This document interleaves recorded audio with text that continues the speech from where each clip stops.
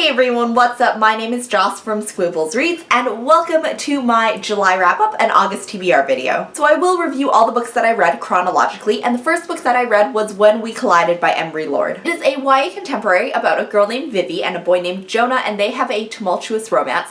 Vivi also has a diagnosis of bipolar disorders. I read a little bit more and it turns out that Lord wanted to give her protagonist a narrative and not use the diagnosis as the main plot point, because so often the mental health challenge is the main plot point, and while I do enjoy that, the intention was to create a sketch where Vivi had good days and bad days, and her own agency, which I really admired. That being said, I think the process of obtaining the medication and its effects could have been better sketched out, because that is one thing that I find very lacking in books about mental health, is the representation of the system and how people are treated in it. Also, I really often see that meds tend to appear out of nowhere and people don't have to deal with paying for them or the insurance system or healthcare or anything like that, and I really wanted to see more of that in this book. So while it was a natural and humanizing sketch, I don't think that it was particularly a complete one, and thus at times it felt a tad romanticized. But overall I did enjoy it, so I did end up giving it 3.75 stars. I also finished up The School for Good and Evil by Somin Chainani, which I listened to on audiobook. This is a book about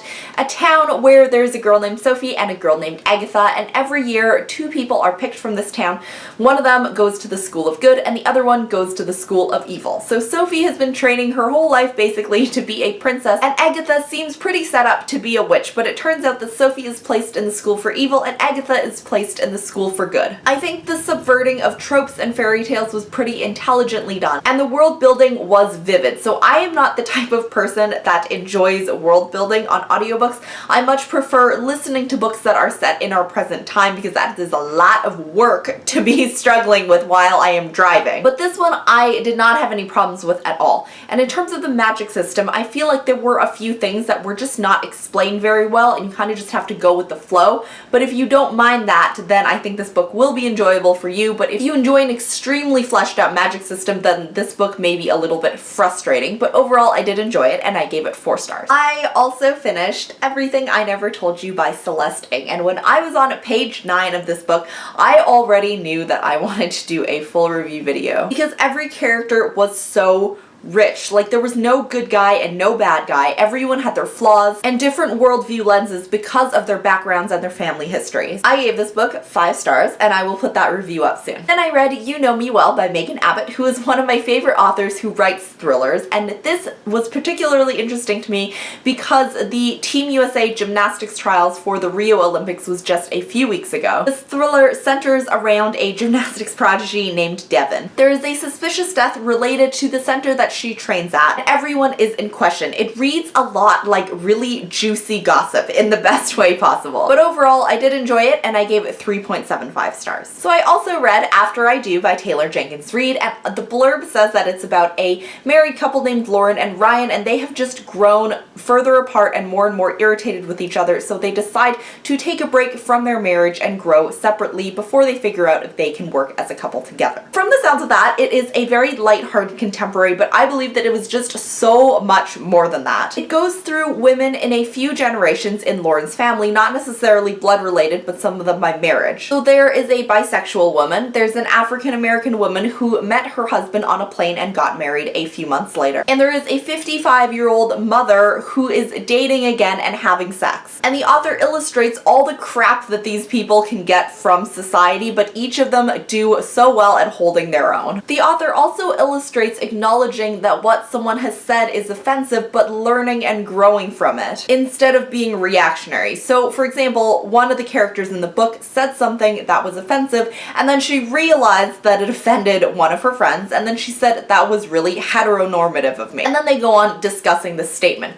So it is all very well disguised under this ploy of being a lighthearted contemporary, but I think it tackles all of those issues so well, and it is really easily readable. So I did give it 5 stars. These last 2 two books were some of my favorites of the month. The first one is Grief is the Thing with Feathers by Max Porter. Jean from Jean's Bookish Thoughts has a great full review on it, so I will leave that link down below, but this is a very short little novella, around 140 pages, and it gets its source material from Ted Hughes' Crow, which is a collection of poems that centers around this figure of the animal crow, who goes through a bunch of myths and histories. So in this book, Grief is the Thing with Feathers, there is a family, a dad, and two young sons who have just lost their mother, and then the crow comes in and acts as kind of a figure to help them go throughout their grief and work through immense amounts of pain. The writing style is kind of a mixture of poetry and prose. I wouldn't necessarily call it experimental, but this was absolutely heartbreaking and so sad, so I gave it 4.5 stars. The final book that I finished was actually my pick from the Try a Chapter tag, and that's just a tag where I read the first chapter of a whole bunch of books and then I picked one of them that I wanted to continue on with, and I will leave that video link down below because in it I introduced a bunch of books that I will be reading in the near future because all of them were actually really good. But the one that I picked was The Listener by Rachel Bosch. This is about a therapist named Malcolm who works at the Baxter College Center for Behavioral Health, and one day a girl named Leah walks into his office, but actually this is a former client of his named Noah. So you guys know how much I love And Again by Jessica Chiarella. This book actually may take its spot for my top book of 2016. We explore Noah's identity in terms of gender and sexuality and how painful internalized shame can be, but not only that, we also explore his identity in terms of friends, families, and how he fits into school, especially being bullied. Like I mentioned in the Try and Chapter tag, I think the highlight of this book was the explanation and the exploration of the therapist and client relationship. So for example, things like what the therapist puts on his walls, the amount and type of self-disclosure, and how much physical contact is healthy for the therapeutic relationship. Rachel Bosch also writes the smallest of physical gestures that assists so much in the building and humanizing of these characters. It's not like a grandiose or a loud book, it's no Hunger Games, there's no Girls on Fire, but it is probably my favorite book of the year and I cannot sing its praises high enough. Before I get all ragey about the DNF stuff, I will talk about my favorite video that I made in July, and maybe one of my favorite videos of all time that I've made.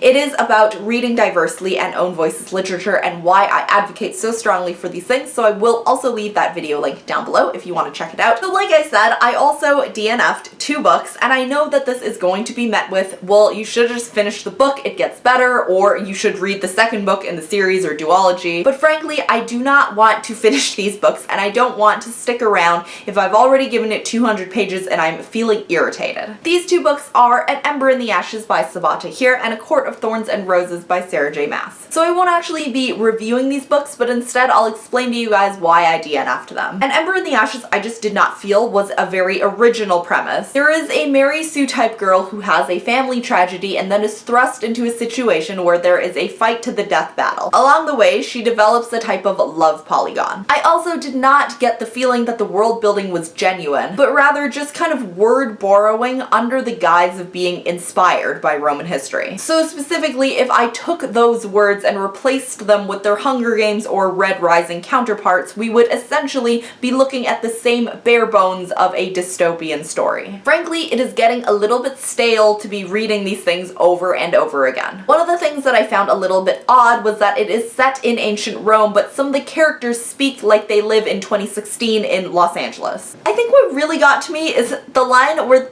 2 of the love interests meet, and that line is, "I'd seen fire and desire," and I was like, where have I heard that before? And then it came to me. You are my fire, the one desire. So overall, I really went into this book wanting to love it so much because so many people had recommended it to me, but ultimately I just did not feel that it was very original and I did not want to continue on with it. So moving on to A Court of Thorns and Roses by Sarah J. Maas, what I really did not get along with in this book was the writing style, and honestly, just thinking about it and talking about it right now, I feel like I am going to send myself in a very not a good place. So what I'm going to do is I will leave a link to Muddiness's video in the down bar below. Her thoughts about the writing style of this book are very similar to mine. Okay, so moving on to my August TBR. There are a few books that I am dying to get to in August, and one of them is, of course, Harry Potter and the Cursed Child. The next book that I want to read in August is Imagine Me Gone by Adam Haslett.